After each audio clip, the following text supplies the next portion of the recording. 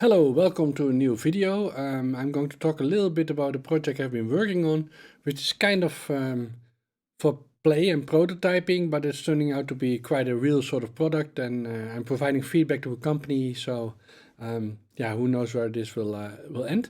I'm posting it to both the Facebook group Sony ZV-E1 groups and also the 3D printer one, because I'm hoping that both communities can help me out a little bit with feedback. And that's one of the reasons why I'm doing this and one of the reasons why I made it. So let me show you what I've been working on. You already see it on the screen, but let's look at it a little bit more real. Sorry that my video is a bit off. That's because I'm using the Sony A1 and I didn't set it up as a correct webcam. So because normally I would use this small little guy, the ZV-E1, and the part I'm making is actually this grip. So let me first talk about why we want to have this grip. About 6 or 7 years ago I started making these together with Small Rig. At least they contacted me and I helped them out because they wanted to know my feedback, and it slowly evolved into many projects together. I wanted a solution for my pinky. I was not the only one, but as you can see already in this design, and I did put the camera a bit light so that you can see it, that my pinky is now perfectly sort of being held.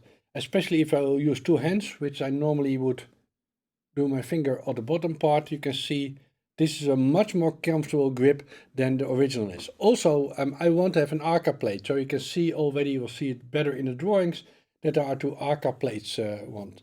Another thing, you see that is a peakdesign plug here. We'll get back to that later. And if you look at this side, I'll turn it into the light a bit.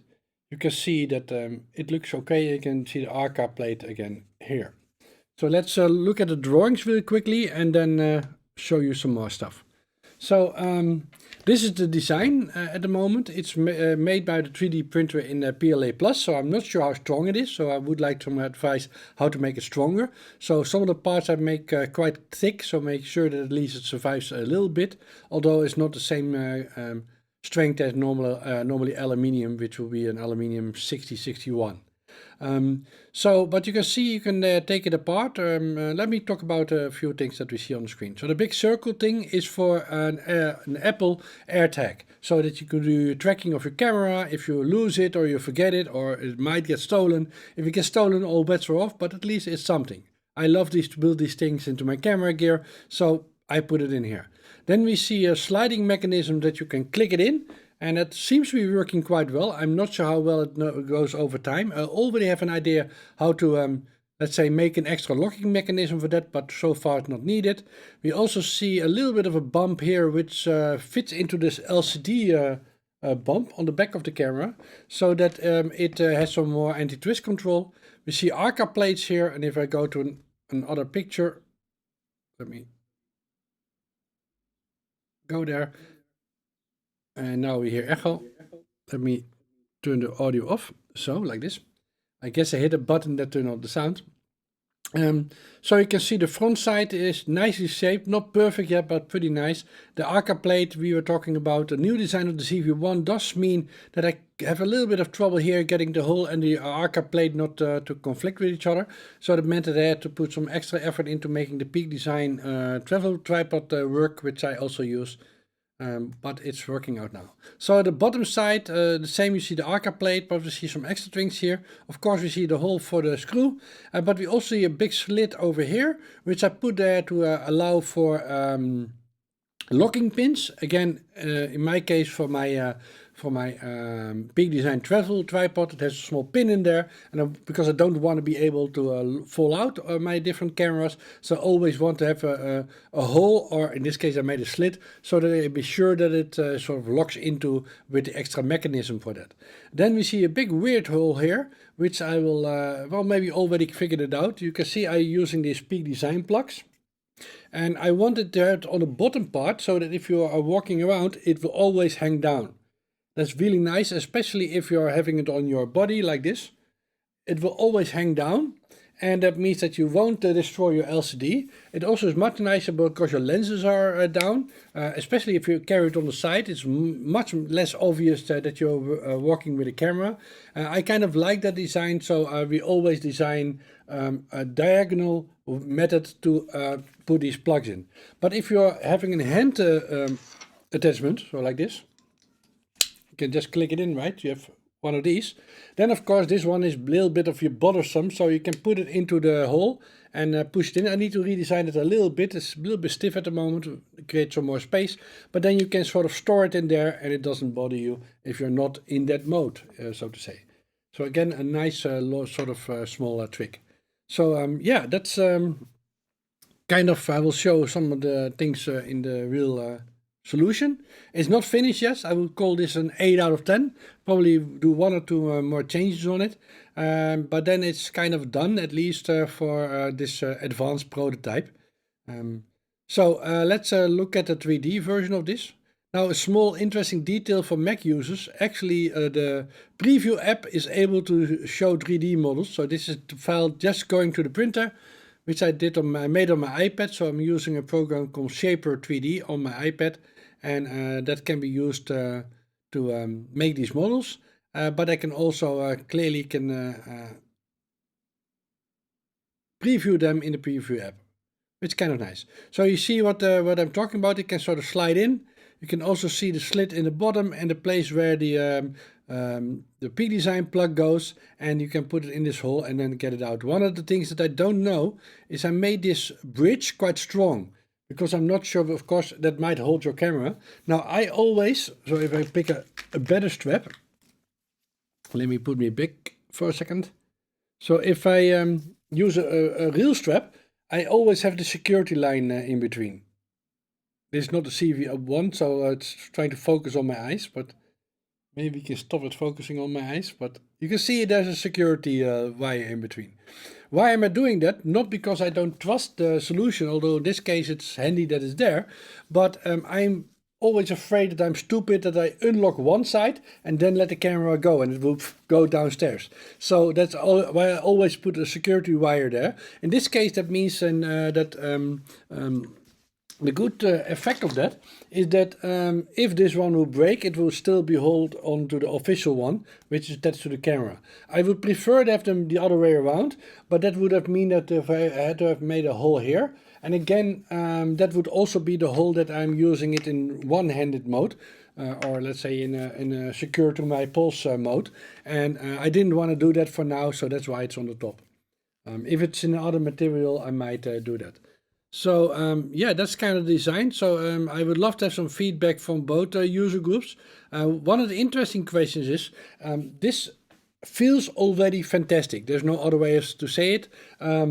I've made quite a few of these, or helped in the design of quite a few of these. This is one of the better feeling ones that I've made, so or helped on.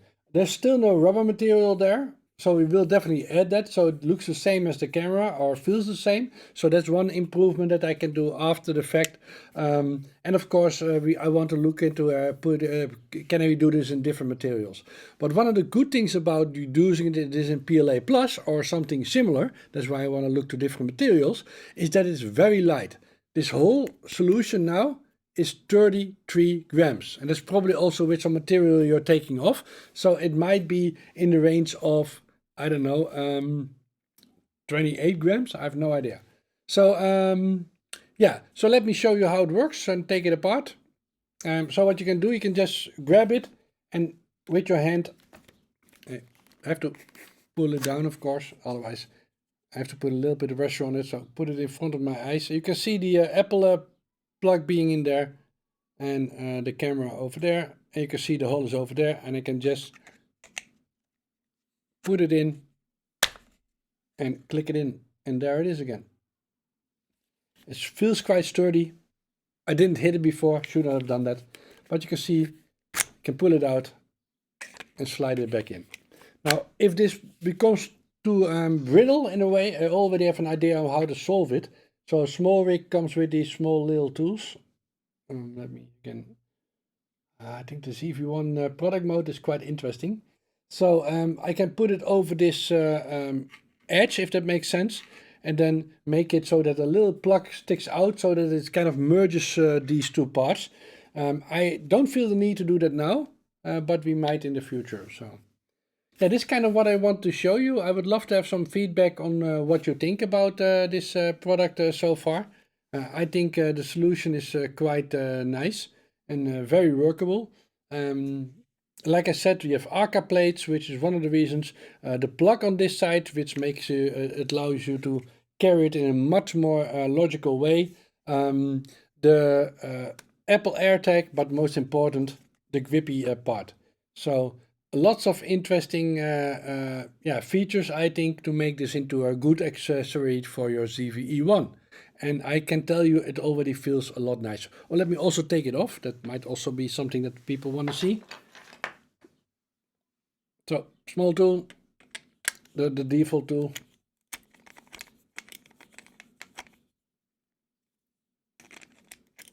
Of course, I'm doing this one-handed, and there's also a microphone in front of me. I don't want to drop the camera. But as you can see, it's quite easy to take it off. And there is the camera. I guess you all might also want to see me to replace a battery, but I'm pretty sure you believe me. The moment that I had it out, then I could switch the camera. Let me show it a little bit in this total design. I printed this at a fast speed, so it could be even a little bit better in printing quality. But you can see I can take it apart quite easily. Let me put it in front of my eyes. And put it back together again. And there we have the first version of the Pinky 1.0. I called it a Pinky again because that's what we in the beginning called it, a Pinky grip solution. And here you can see why we are calling this a Pinky grip solution. And you can also see on this part, which normally also hurt a little bit depending on what kind of an L bracket you had. You can see it's very comfortable in the hand now. I'm not saying this is perfect. I'm also not saying that this is a finished product. What I am saying is that this is already getting quite nice in my opinion. So thank you for watching, and please provide feedback on this because I'm not sure what is going to happen with this design. I do know I'm talking again with the designers at Smallrig. Everybody can provide feedback, but I'm talking to them directly and see what they think, and if they're interested in changing their design or taking note of this design. Keep in mind the cage that has already been released for the ZV-E1.